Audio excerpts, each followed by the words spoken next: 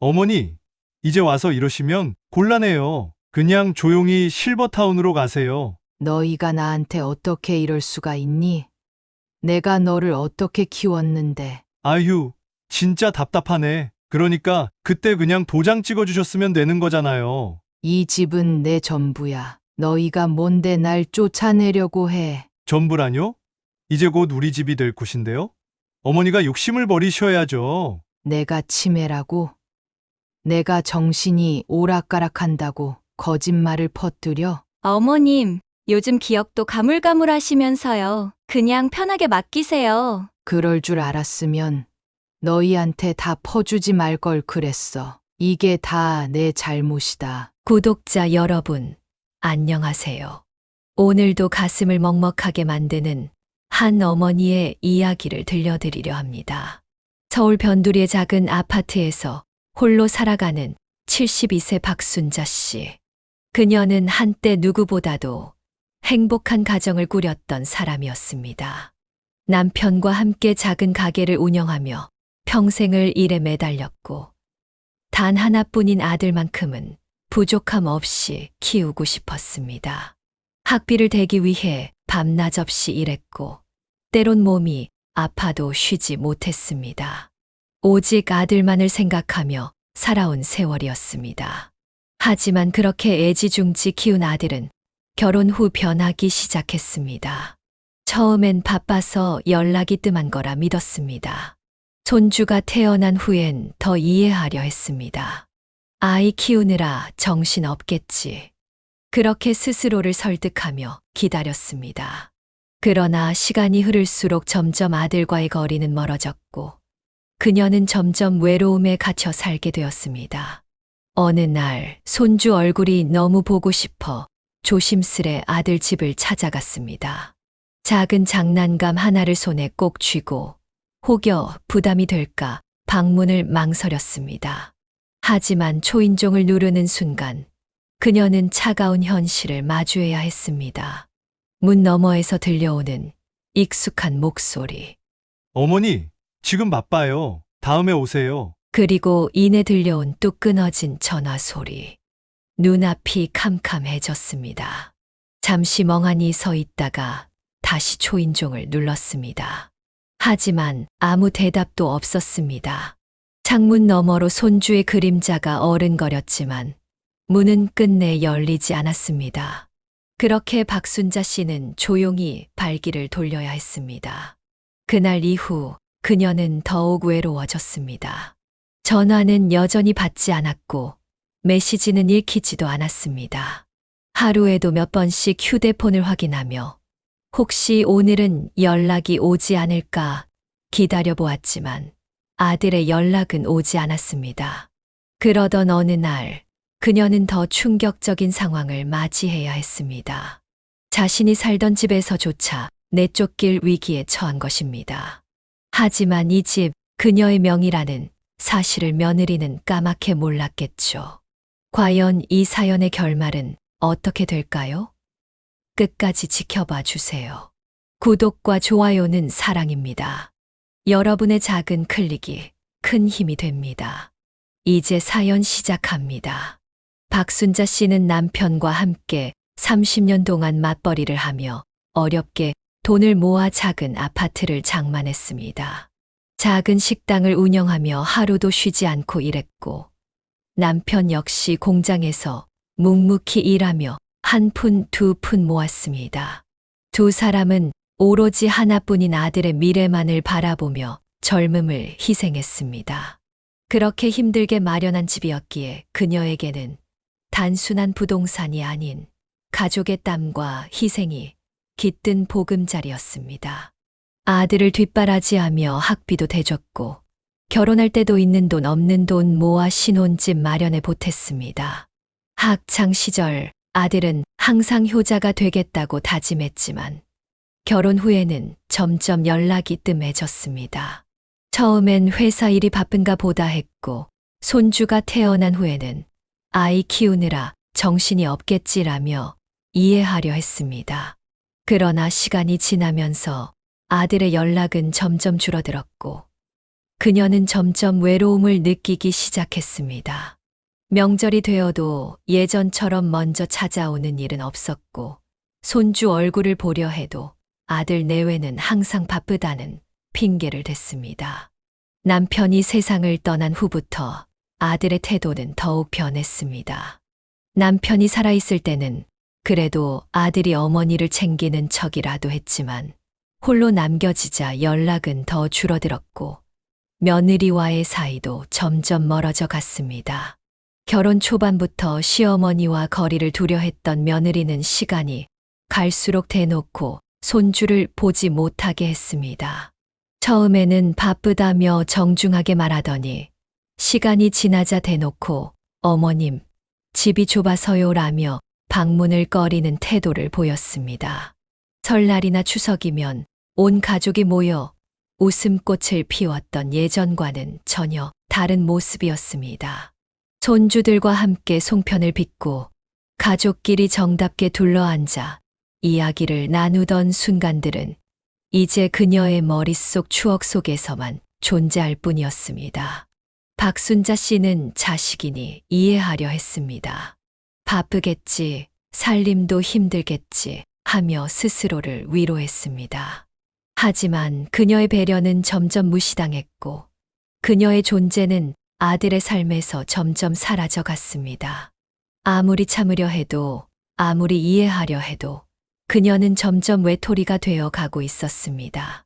그러던 어느 날 그녀는 더 이상 외면할 수 없는 현실을 마주하게 됩니다. 자신이 평생을 바쳐 지켜온 이 집에서조차 내쫓길 위기에 처한 것입니다. 그러나 이 집 그녀의 명의라는 사실을 며느리는 까맣게 몰랐습니다. 어느 날 박순자 씨는 손주 얼굴이 보고 싶어 작은 선물을 들고 아들 집을 찾아갔습니다. 손주 생일이 다가와서 예쁜 장난감을 하나 준비했고 아들이 바쁘다는 걸 알기에 갑작스럽게 방문하는 게 아닌지 걱정도 됐습니다. 하지만 몇 달 동안 얼굴을 보지 못했기에 이번엔 꼭 손주를 직접 보고 싶었습니다. 며칠 전에도 전화를 걸었지만 통화가 되지 않았고 메시지를 남겨도 답이 없었습니다. 혹시 바빠서 그럴 수도 있다는 생각에 직접 찾아가 보기로 했습니다. 그러나 도착한 그녀는 초인종을 눌러도 아무런 대답을 들을 수 없었습니다. 2번, 3번 더 눌러보았지만 반응이 없었습니다. 혹시 집에 아무도 없는 걸까? 그녀는 한참을 기다리다가 조심스레 문을 두드렸습니다. 문 안에서 인기척이 느껴졌습니다. 분명 집 안에 사람이 있는 것 같았습니다. 그녀는 다시 초인종을 눌렀고 이번에는 안에서 웅성거리는 소리가 들려왔습니다. 어머니, 저희 지금 바빠요. 다음에 오세요. 아들의 말투는 단호했고 뒤에서 며느리가 누구야? 하고 묻는 소리가 들렸습니다. 그리고는 뚝 전화를 끊어버렸습니다. 그녀는 가슴이 철렁 내려앉았습니다. 그녀는 혹시나 하는 마음에 다시 초인종을 눌러봤지만 문은 끝내 열리지 않았습니다.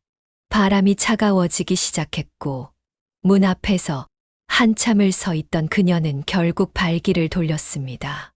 그날 이후 아들은 전화를 잘 받지 않았습니다. 박순자 씨는 점점 불안해졌습니다. 무슨 일이 있나? 혹시 아프기라도 한 걸까? 그녀는 불안한 마음에 계속 전화를 걸었지만 신호만 가다가 끊어졌습니다. 한때는 매일같이 손주와 영상통화를 하며 행복했던 그녀였습니다. 하지만 이제는 그저 빈 화면만 바라봐야 했습니다. 문자를 보내도 답이 없었고 메시지는 읽히지도 않았습니다. 처음엔 바쁘겠거니 했지만 시간이 갈수록 이상하다는 생각이 들었습니다. 설마 나를 피하는 건 아니겠지? 평소 아들은 바쁘더라도 간단한 답장은 해주던 사람이었습니다. 하지만 이제는 그녀의 존재 자체를 잊은 듯 아무런 반응이 없었습니다. 가슴이 조여오는 느낌이 들었습니다. 며칠 뒤 그녀는 다시 아들 집을 찾아갔습니다. 이번에는 차도 보였고 불도 켜져 있었습니다. 창문 너머로 손주의 그림자가 보이는 듯 했지만 여전히 집안은 조용했습니다. 분명 집에 있는 것 같은데 이번에는 반드시 문을 열어야겠다는 생각으로 초인종을 눌렀습니다. 잠시 뒤 문이 열렸습니다. 그러나 나온 건 아들이 아니라 며느리였습니다. 그녀는 팔짱을 끼고 서 있었습니다. 표정은 냉담한 표정이었다. 아니, 어머님 또 왜 오셨어요? 저희 바쁜 거 모르세요? 박순자 씨는 순간 숨이 막히는 듯 했습니다. 머릿속이 하얘졌고 손에 들고 있던 선물이 더욱 무거워지는 듯 했습니다. 그녀가 며느리를 바라보자 며느리는 눈을 피하며 덧붙였습니다. 어머님, 저희도 힘들어요. 요즘 맞벌이 하면서 애까지 챙기려면 정신이 하나도 없거든요. 그러더니 뒤에서 아들이 나왔습니다. 그의 표정은 싸늘했습니다. 어머니, 갑자기 왜 오셨어요? 손주 얼굴이 보고 싶어서 왔단다. 잠깐이라도 보면 안 되겠니? 아들은 애써 피곤한 표정을 지으며 말했습니다. 요즘 회사 일도 많고 애도 학원 다니느라 바빠서요. 그리고 어머니, 이렇게 갑자기 오시면 저희도 곤란해요. 그러자 며느리가 한숨을 내쉬며 단호하게 말했습니다. 어머님, 이제 자주 안 오셨으면 좋겠어요. 그녀의 차가운 목소리에 박순자 씨는 그대로 얼어붙었습니다. 모든 것이 한순간에 무너져 내리는 기분이었습니다. 그녀가 다시 한번 아들을 바라봤지만 아들은 눈을 피하며 아무 말도 하지 않았습니다. 박순자 씨는 더 이상 아무 말도 할 수 없었습니다. 서서히 뒤돌아서는 순간 현관문이 조용히 닫혔습니다. 그녀는 말문이 막혔습니다. 며느리의 그 차가운 태도, 아들의 외면이 무엇을 의미하는지 깨닫기까지 오랜 시간이 걸리지 않았습니다. 며칠 후 아들과 며느리는 박순자 씨를 찾아와 대놓고 말을 꺼냈습니다. 어머님, 이제 연세도 있으신데 좀 더 편한 곳에서 지내시는 게 좋지 않을까요? 박순자 씨는 두 손을 떨며 물었습니다. 그게 무슨 말이니? 아들은 어색하게 웃으며 말을 이었습니다. 어머니도 이제 연세가 있으시고 혼자 계시는 게 힘드시잖아요. 요즘 실버타운 시설이 잘 되어 있어서 어머니께서 편안하게 지내실 수 있을 거예요. 그녀는 그제야 아들과 며느리가 집을 노리고 있다는 걸 깨달았습니다. 며칠 뒤 아들이 집에 찾아왔습니다. 손에는 서류 한 장이 들려 있었습니다. 박순자 씨는 직감적으로 불길한 예감을 느꼈습니다. 그녀는 조용히 아들을 바라보았습니다. 말하지 않아도 알 수 있었습니다. 이제 본색을 드러내겠구나. 아들은 일부러 애써 상냥한 듯한 목소리로 말을 꺼냈습니다. 어머니, 이제 실버타운에 가시는 게 좋을 것 같아요. 시설도 좋고 관리도 잘 되어 있어서 어머니도 편하실 거예요. 박순자 씨는 눈을 가늘게 뜨며 그를 바라보았습니다. 갑자기 왜 그런 얘기를 하니? 내가 뭘 잘못했니? 내가 너희한테 짐이 되는 거니? 아들은 피곤한 듯한 표정을 지으며 덧붙였습니다. 어머니 연세도 있고 집 관리도 힘드시잖아요. 그리고 솔직히 이 집을 처분하면 저희도 좀 더 넓은 곳에서 지낼 수 있고요. 그의 말이 끝나기도 전에 며느리가 거들었습니다. 어머님, 요즘 실버타운이 얼마나 좋은지 아세요? 영양식 제공되고 프로그램도 많고 친구들도 사귈 수 있어요. 그녀는 억지 미소를 지으며 덧붙였습니다. 어머님 혼자 계시면 위험하기도 하고요. 저희도 자주 찾아뵐게요. 박순자 씨는 손이 떨리기 시작했습니다. 이 사람들은 그녀의 편안한 노후를 바라는 게 아니라 오로지 이 집을 노리고 있었다. 순간 그녀는 모든 걸 깨달았습니다. 지금까지 아들과 며느리가 보였던 미온적인 태도, 점점 연락이 뜸해진 이유, 그리고 이제 와서 갑자기 실버타운을 권하는 이유까지. 그녀는 눈을 질끈 감았다가 뜨고 단호한 목소리로 말했다. 나는 이 집에서 평생을 살아왔어. 여기엔 내 추억이 있고 남편과 함께 했던 시간들이 남아 있어. 그런데 내가 무슨 자격으로 나보고 떠나라고 하는 거니? 나는 이곳이 내 전부야. 내가 가진 모든 걸 바쳐 지켜온 집인데, 이제 와서 나를 내몰겠다고? 절대로 그럴 수 없어. 나는 여기서 계속 살 거야. 내 발로 이 집을 나갈 생각은 추호도 없어. 아들의 얼굴이 굳어졌습니다. 며느리는 한숨을 쉬며 비웃듯 말했습니다. 어머님, 솔직히 말씀드릴게요. 저희 지금 너무 힘들어요. 애 학원비도 밀렸고 대출 이자도 감당이 안 돼요. 어머님이 좀 도와주시면 안 돼요? 그녀는 경악하며 되물었습니다. 내가 젊은 날을 다 바쳐서 일군 이 집을 너희한테 그냥 넘기라고? 하루도 편히 쉬지 못하고 몸이 부서져라 일하면서 지켜온 내 보금자리를 이렇게 순식간에 빼앗기라고? 내가 이 집을 지키기 위해 얼마나 많은 걸 희생했는지 너희는 알기나 하니? 어떻게 나한테 이런 말을 할 수가 있어? 나는 너희에게 모든 걸 줬지만 이제 와서 나한테 남은 게 아무것도 없구나. 아들은 짜증 섞인 목소리로 말했습니다. 어머니, 제발 현실 좀 보세요. 이 큰 집에서 혼자 살아봐야 뭐 하시겠어요? 쓸데없이 공간만 차지하고 저희는 좁은 집에서 애 키우느라 힘들어 죽겠는데. 박순자 씨는 가슴이 무너지는 느낌이 들었다. 자신이 사랑으로 키운 아들이 이런 말을 하다니. 그녀는 아들의 눈을 바라봤지만 거기엔 더 이상 예전의 따뜻함은 남아있지 않았다. 그녀는 이를 악물고 말했다. 그럼 이 집을 넘기면 넌 정말 나를 챙겨줄 거냐? 며느리는 눈을 흘기며 낮고 차가운 목소리로 속삭였습니다. 솔직히 말씀드릴까요? 이 집만 저희 앞으로 오면 어머님이 어디에 계시든 신경 안 써도 되잖아요. 박순자 씨는 순간 어지러움을 느꼈습니다. 다리가 풀릴 것만 같았습니다. 이 모든 게 진심이었다니.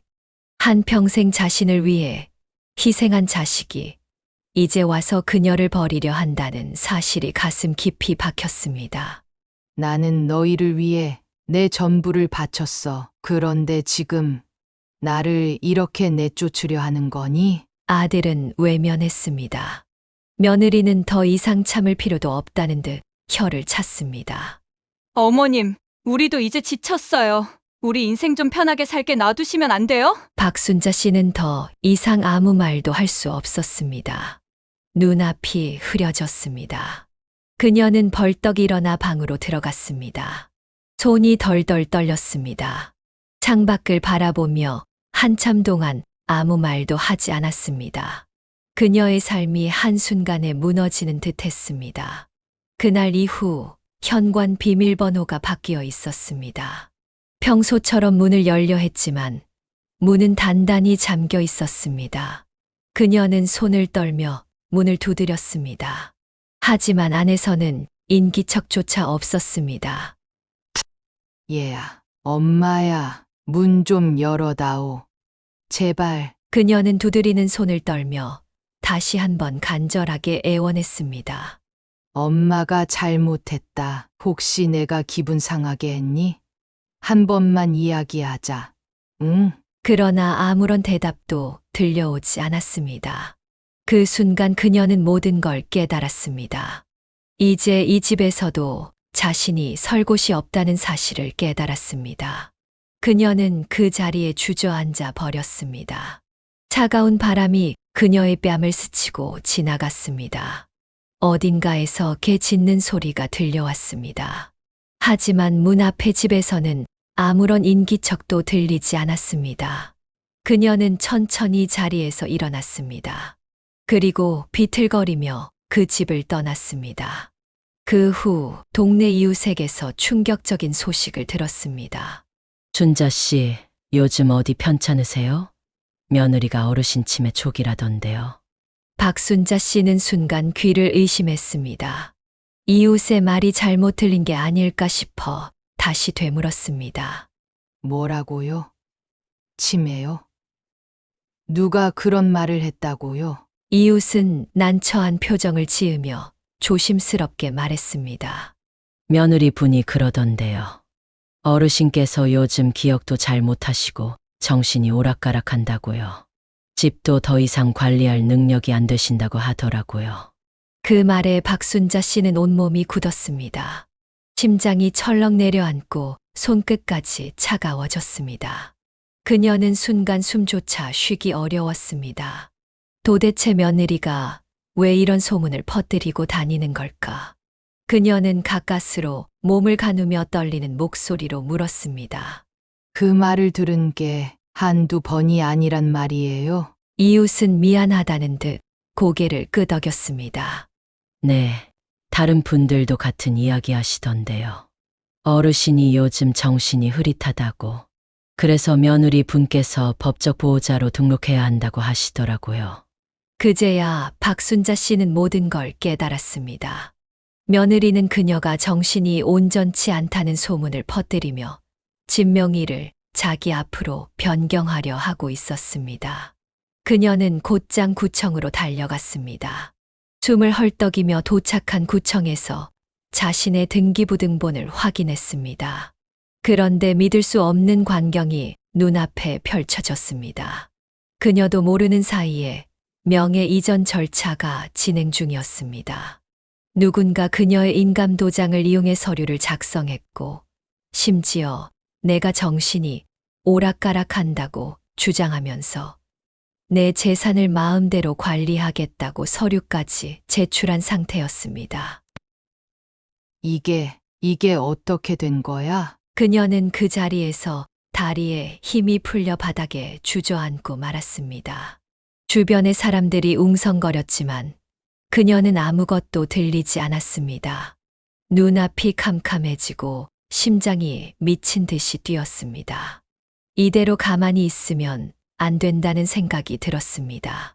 그녀는 손을 떨며 휴대폰을 꺼내 아들에게 전화를 걸었습니다. 그러나 신호음만 길게 울릴 뿐 끝내 받지 않았습니다. 이번에는 며느리에게 전화를 걸었습니다. 놀랍게도 며느리는 태연한 목소리로 전화를 받았습니다. 아니, 갑자기 왜 전화하시는데요? 바쁘거든요. 갑자기 전화하시고. 박순자 씨는 최대한 침착하려 했지만 목소리가 떨렸습니다. 내가 대체 무슨 짓을 한 거냐? 잠시 침묵이 흐른 뒤 며느리는 가벼운 웃음을 흘렸습니다. 어머님, 너무 흥분하지 마세요. 요즘 많이 깜빡깜빡 하시잖아요. 그러니까 저희가 도와드리려고 하는 거예요. 그녀는 손을 부들부들 떨며 다시 물었습니다. 내가 치매라고? 내가 그런 거짓말을 하고 다닌 거야. 며느리는 한숨을 쉬며 말했습니다. 솔직히 말씀드릴까요? 어머님 혼자 계시면서 자꾸 엉뚱한 소리 하시고 기억도 가물가물하시잖아요. 저희가 도와드릴 수 있을 때 해야죠. 그러니까 저희가 어머님 재산을 좀 더 안전하게 관리해드리는 거잖아요. 오히려 감사해야 하는 거 아닌가요? 박순자 씨는 숨이 가빠졌다. 속에서 끓어오르는 분노를 참으려 했지만 떨리는 목소리를 멈출 수 없었다. 내가 정신이 온전치 않다고? 내가 그런 거짓말을 하고 다닌 거야. 며느리는 한숨을 내쉬며 피곤하다는 듯이 말했다. 어머님, 솔직히 말씀드릴까요? 저희도 더 이상 감당하기 힘들어요. 어머님 혼자 계시면서 자꾸 이상한 말씀하시고 이웃들에게 헛소문 퍼뜨리고 다니시잖아요. 저희도 어머님 때문에 난처한 일이 한두 개가 아니라니까요. 그 순간 박순자 씨는 모든 걸 깨달았습니다. 단순히 자신을 외면하는 게 아니라 아들과 며느리는 그녀의 존재 자체를 없애려 하고 있었다는 것을. 박순자 씨는 이를 악물었습니다. 눈가가 뜨거워졌지만 더 이상 눈물을 보이지 않겠다고 다짐했습니다. 절대 가만히 당하지 않겠다고. 그리고 조용히 계획을 세웠습니다. 며느리는 시어머니가 무지하고 순진한 줄 알았겠지만 박순자 씨는 결코 호락호락한 사람이 아니었습니다. 그녀는 남편 사망 후 자신의 명의로 확실하게 변경해 둔 상태였습니다. 하지만 며느리는 그 사실을 전혀 모르고 있었습니다. 그래서 그녀는 일부러 기억이 흐릿한 척, 아무것도 모르는 척 연기하기 시작했습니다. 그러자 며느리는 안심하며 명예 변경을 서두르기 시작했습니다. 며느리는 계속해서 법무사 사무실을 들락거리며 주변 사람들에게도 이제 곧 우리 집이 된다는 식으로 떠벌리고 다녔습니다. 마치 모든 것이 자신의 뜻대로 진행되고 있다는 듯한 태도였습니다.